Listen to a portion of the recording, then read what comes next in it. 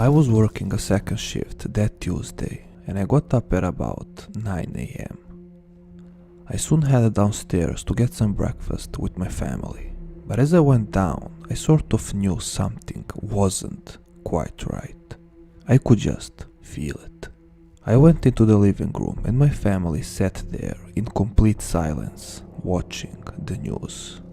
And soon I was hit with that same news, which proved out to be truly horrifying. A 60-year-old man named Ljubisha Bogdanovic killed 13 of his neighbors in a mere 30 minutes.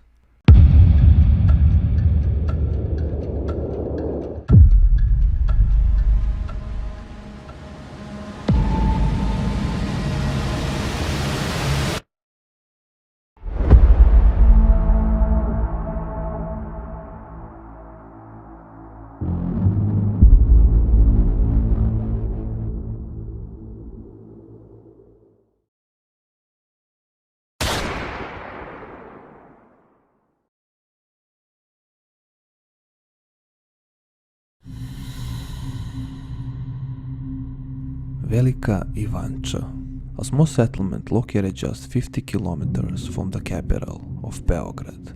By the national census from 2011, just over 1,500 people were living there. And unfortunately, one of those people was the man named Ljubisha Bogdanovic. He was born in the same place in 1953 as his ancestors. His father Miodrag educated him to be a working-class man and work on the land, while he sent his brother Radmilo to school. By some accounts, he had a rough childhood. Miodrag committed suicide when Ljubisha was just a kid, and after that, he was taken with his brother to live with their grandfather, Obrad. Now, that guy was allegedly very strict and he used to punish them for various reasons, even when they didn't do anything. Growing up in that kind of environment surely wasn't the most desirable thing.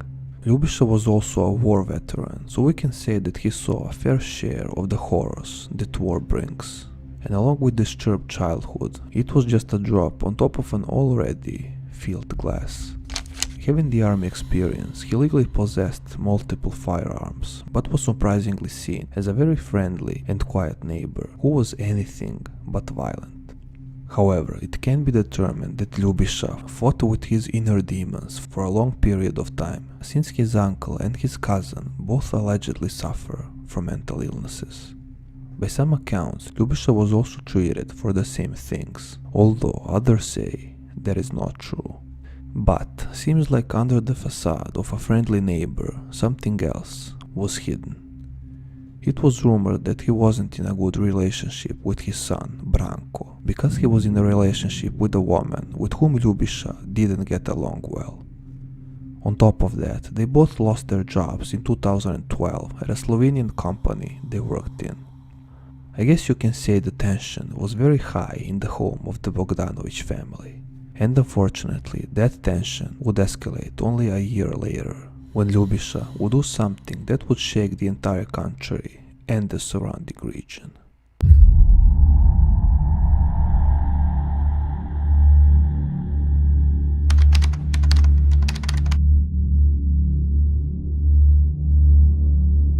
About 4:30 in the morning, something clicked in Ljubisha's head, and he took his gun and started his horrifying killing spree.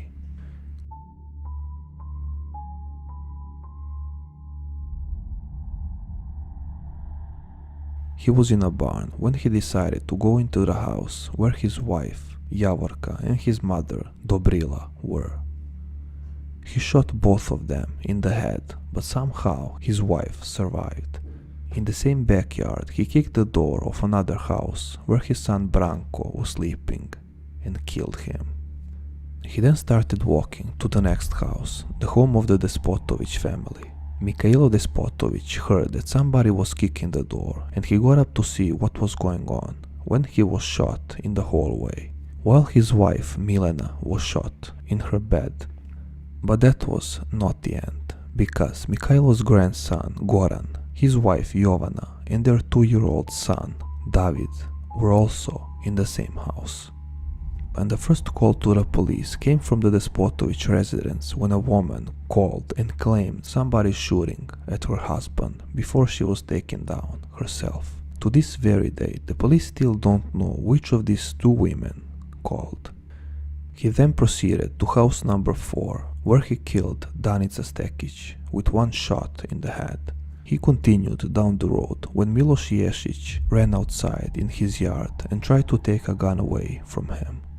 Unfortunately, Ljubiša managed to fight back and shoot him twice in the stomach and the head. Miloš's mother, Ljubina, tried to help her son, but she soon ended up by his side. Olga Mihailović was fully awakened when Ljubiša broke into her house and took her life, along with her husband, Velimir. His final victim was Dragana Stekic, the daughter of Danica Stekic. After this killing spree, Ljubiša went back to his house and tried to shoot himself in the head, and he actually did it, but a bullet exited, so he was still alive. Dragana's son, Alexander, soon woke up and realized his mother was dead, and he ran outside to see what was happening, but as he went down the street, he only came across dead bodies. The police soon arrived and managed to take down the psychopath, who was transported to the hospital. However, he died only 2 days later. The sun didn't even came up properly, and Velika Ivanča was officially the home of the biggest massacre in Serbia after the war. Countless neighbors stood in disbelief and couldn't comprehend what actually happened in their quiet settlement. And everybody had the same question: what the hell happened with Ljubiša? He was known as a hard-working man who was also quiet but not violent. Even though he had legitimate permission to use firearms, he actually never used them. It is a custom in Serbia to shoot a couple of bullets in the air when you are getting married or when the child is born, but Ljubiša didn't fire a single bullet ever until that fateful day. He also didn't drink, didn't have an interest in politics or sports. Nothing indicated that he could just snap. Although by some accounts and according to neighbors, he did hint that he had enough of this life just a couple of days prior. However, to this very day, his motive still stays unknown. You can see on the cover of this daily newspaper the title, which says, "He killed my sister and her baby, and to this day I still don't know why." Radoj Stekic lost his wife and his mother that day, and his son Alexander survived only because he slept on the second floor. He questioned his life many times after this horrible event. Not one day passes that I don't ask myself why he did it. I'm like a dog, and worse. The dog has somebody to pet him, somebody he can cuddle with, and I am all alone. I thought about killing myself, but they told me if I do that, I won't be with my loved ones. Almost a decade later, Velika Ivanča still didn't recover from this terrifying event. Many people left the settlement, the houses are abandoned, and everyone still remembered the pain and suffering caused by one man. A man who just woke up one day, let his demons take over him, and went on to commit a crime on unspeakable scales.